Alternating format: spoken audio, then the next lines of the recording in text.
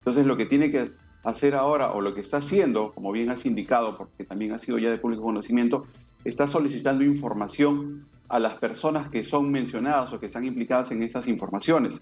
Pero tengamos en cuenta que no solamente hacia estas personas, como la señora Marisa Sánchez o el señor Shimabukuro, quienes han públicamente informado esto, sino también tiene que verificar si efectivamente estos gastos que han sido realizados han ocurrido, que han sido informados, han ocurrido efectivamente.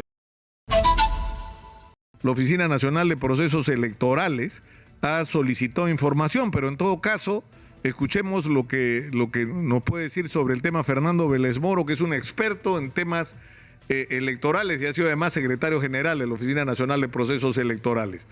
Fernando, gracias por atendernos. Buenos días. Buenos días, Nicolás. Con todo gusto.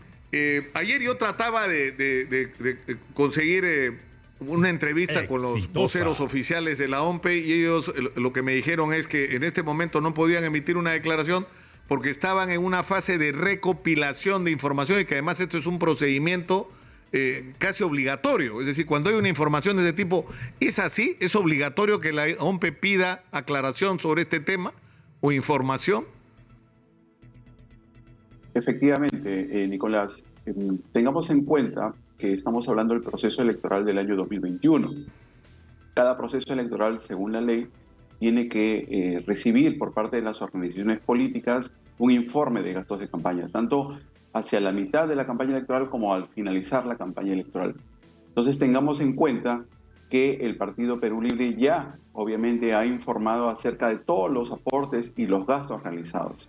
Y sobre esa base, la OMPE ha realizado una evaluación en su momento. Estas nuevas informaciones que han salido a la luz en los últimos días, en las últimas semanas, dan cuenta de que efectivamente ha habido aportes a los gastos de campaña de la candidata presidencial que no han sido oportunamente informados por el Partido Perú Libre. Entonces, lo que aquí tenemos que tener en cuenta que la OMPE tiene que iniciar la investigación para ver si es que el partido ha falseado a la información que le ha debido brindar como resultado de la información o del informe que ha debido de brindar como parte de los gastos de campaña del año 2021. Ya nos encontramos en marzo del año 2023. Entonces, lo que tiene que hacer ahora, o lo que está haciendo, como bien has indicado, porque también ha sido ya de público conocimiento, está solicitando información a las personas que son mencionadas o que están implicadas en estas informaciones.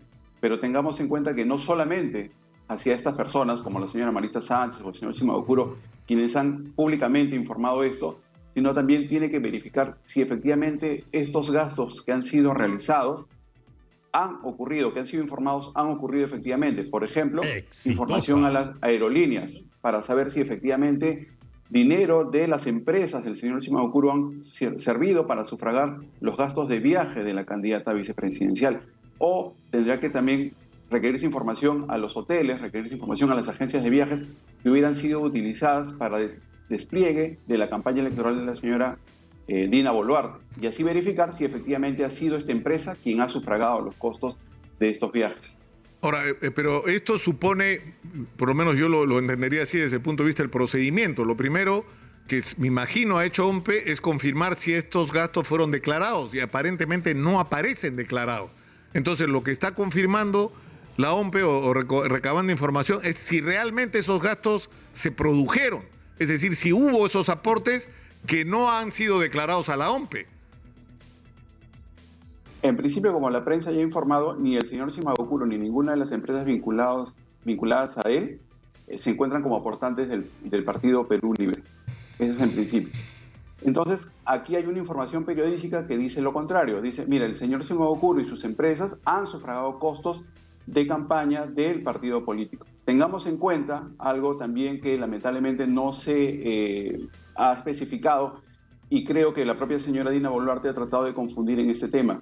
La señora Dina Boluarte ha señalado, estos gastos no han sido realizados para la campaña de la señora Dina Boluarte porque la señora Dina Boluarte no realiza una campaña, lo realiza el partido. Y esa es la razón y ese es el mecanismo de defensa que utiliza. ¿Por qué?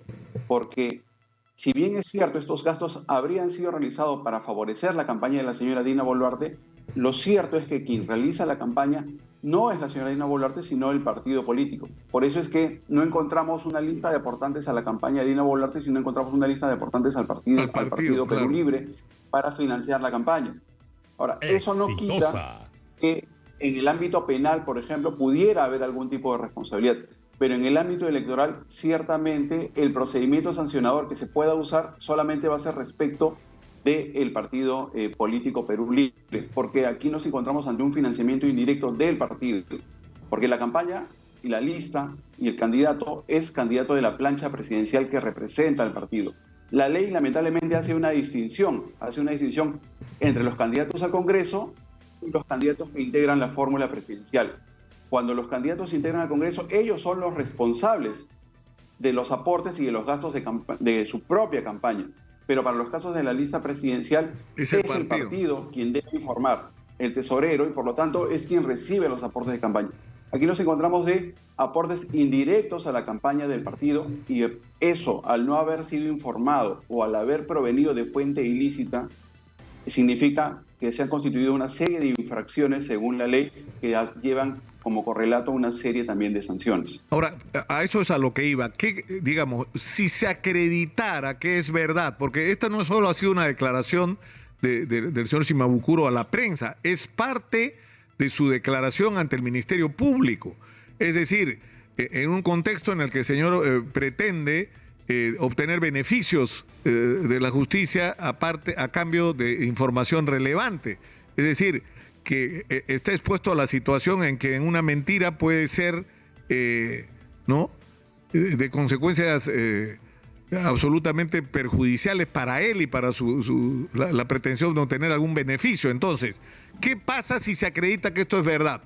¿Qué consecuencias legales puede tener? Como decía al inicio, hay dos tipos de consecuencias. Una es la administrativa electoral, que supone la infracción por parte del partido político de no haber informado estos aportes de campaña que han sido en especies, ¿no? Con los pagos de los aviones, con los pagos de los viáticos, con los pagos del hospedaje, etcétera. Y otra es la consecuencia de tipo penal. En la consecuencia de tipo electoral, lo que nos encontraríamos frente a un financiamiento ilegal. ¿Por qué? Porque la ley establece que las empresas, es decir, las personas jurídicas de derecho privado con fines de lucro, es decir, las empresas, las sociedades anónimas, las sociedades comerciales, no pueden ser aportantes a las campañas políticas. Esto ya supone en primera infracción, es decir, acá hay una fuente ilícita del financiamiento que constituye una infracción muy grave por parte de la organización política. ¿Y cuál es la sanción que señala la ley?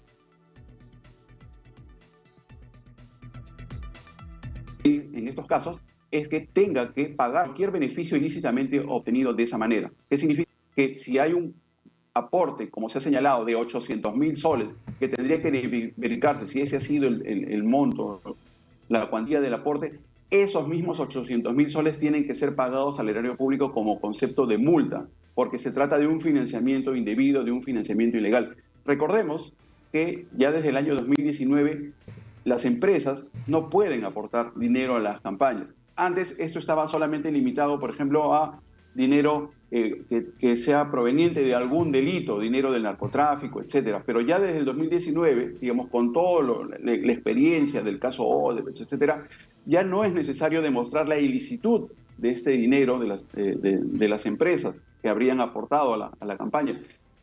Está prohibido solamente que venga por parte de una persona jurídica. No hay que determinar previamente que nos encontramos ante un dinero ilícito de parte de la entidad. Ese dinero aportado tiene que ser devuelto, o por decirlo de algún modo, entregado al erario público, porque se trata de una fuente ilícita. Y lo segundo, el hecho de no haber aportado, el no haber informado, es decir, no haber informado, no haber reportado este aporte de campaña, también constituye una infracción muy grave que puede ir desde las 31 UITs hasta las 100 UITs en contra del partido, y sobre todo la pérdida del financiamiento público directo. Hace unas semanas hemos asistido, ha sido más conocido la cantidad de dinero que van a recibir en los 5 años los partidos políticos que han obtenido representación en el Congreso. Pues, obviamente, el partido mayoritario en la elección fue el Partido Perú Libre, que si es que se comprueba todos estos orígenes ilícitos por el hecho de que es una empresa quien ha aportado, va a perder el financiamiento público que va a recibir en estos 5 años Perú Libre. Eso al margen de las consecuencias penales que ya hemos hablado. Claro, eso es a lo que iba. O sea, todo esto que está describiendo usted, Fernando, son las consecuencias, digamos, a nivel, por decirlo así, administrativo. O sea, multas o pérdida del financiamiento. Pero eso ocurre en el ámbito de la autoridad electoral. Pero eso es una cosa y lo otro es la responsabilidad penal por el financiamiento ilegal de la campaña, que es un delito ya no solo electoral, sino penal. Efectivamente. El artículo 359, también modificado hace pocos años, establece los supuestos de financiamiento ilegal. Y dice lo mismo, dice exactamente que no se puede percibir aportes por parte de empresas, personas jurídicas de derecho privado con fines de lucro. Y aquí lo importante es que la responsabilidad penal sí es individual. Entonces, mientras en el primer caso nos encontramos frente al procedimiento sancionador que va a realizar seguramente la OMPE contra el partido con las consecuencias que he señalado, en el ámbito penal el Ministerio Público tiene que también realizar las investigaciones para saber si efectivamente quiénes fueron quienes recibieron estos dineros y si quienes se encuentran implicados, quienes tenían conocimiento. ¿Por qué? Porque estamos hablando de un financiamiento ilegal al partido Perú Libre. Entonces se tendrá el Ministerio Público, seguramente ya lo está haciendo, porque esto es obviamente una investigación reservada, contactar a la señora Maritza Sánchez, contactar al señor Chimabukuro, que ya lo ha contactado por otro tipo de delito, por otro tipo de investigación, y seguramente también a la presidenta Dina Boluarte respecto del conocimiento, de certero o no, de que este financiamiento provenía del señor Chimabukuro y de sus empresas, lo que constituiría un delito. Entonces estamos viendo aquí qué grado de participación en la comisión del delito de financiamiento ilegal previsto en el artículo 359 podría tener la presidenta de la República. Ahora, el problema es que, ¿qué ocurre? Porque puede ocurrir, considerando sobre todo el tipo de relación que tienen últimamente Perú Libre con Dina Boluarte, que los representantes de Perú Libre digan, nosotros no sabíamos que el señor Chimabukuro estaba pagando gastos a través de la señora Dina Boluarte. No teníamos conocimiento, ¿no?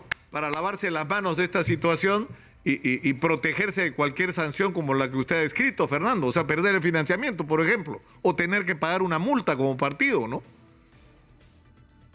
Sí, pero efectivamente.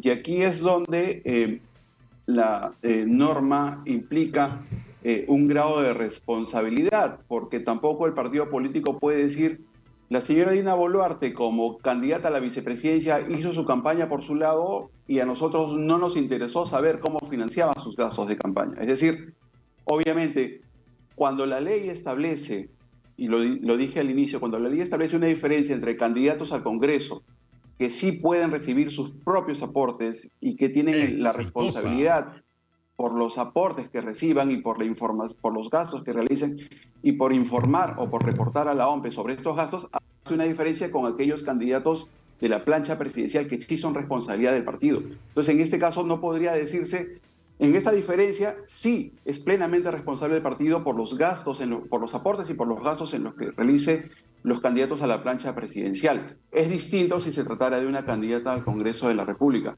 Entonces no podría el partido político decir, bueno, nosotros nunca supimos cómo sustentó sus gastos de campaña la señora Dina Boluarte, porque eso sí es responsabilidad del partido. Debió requerir la información en su momento a la candidata vicepresidencial de cómo era que estaba sufragando los gastos de su campaña para verificar, número uno, que no fueran de fuente ilícita y segundo, para verificar que fueran debidamente gastados en la campaña electoral. No puede en este caso desconocer los hechos realizados por su candidata vicepresidencial o en su momento con el candidato presidencial Pedro Castillo. Ahora, el tema es que, es decir, a nivel, digamos, de la justicia electoral, por llamarlo así, sí se van a poder aplicar sanciones, pero en el tema penal, así la Fiscalía encuentre responsabilidad en Dina Boluarte, no va a poder proceder hasta que deje de ser presidenta. O sea, se puede hacer la investigación preliminar como en otros casos, pero no se puede avanzar más que eso.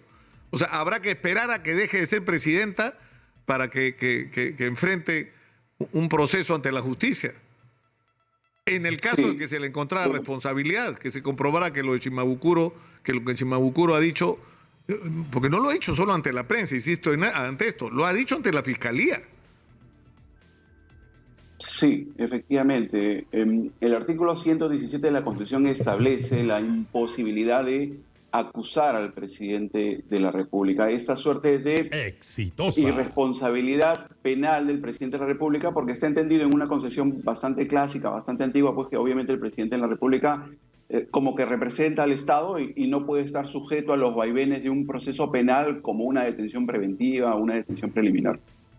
Sí, lo que se ha avanzado en los últimos años, ya a raíz del caso Pedro Castillo, es que sí se pueden realizar actos de investigación contra el presidente de la República. Antes ni siquiera se podía hacer eso. Antes no podría abrirse una investigación. Recordemos que en la época de Vizcarra, por ejemplo, se señalaba, ¿no? Se continuará con la investigación cuando el ciudadano deje el cargo de ser presidente de la República. En el caso de Pedro Castillo, ya el Ministerio Público cambió de criterio y al señalar que el 117 no prohibía los actos de investigación, sino prohibía únicamente la acusación.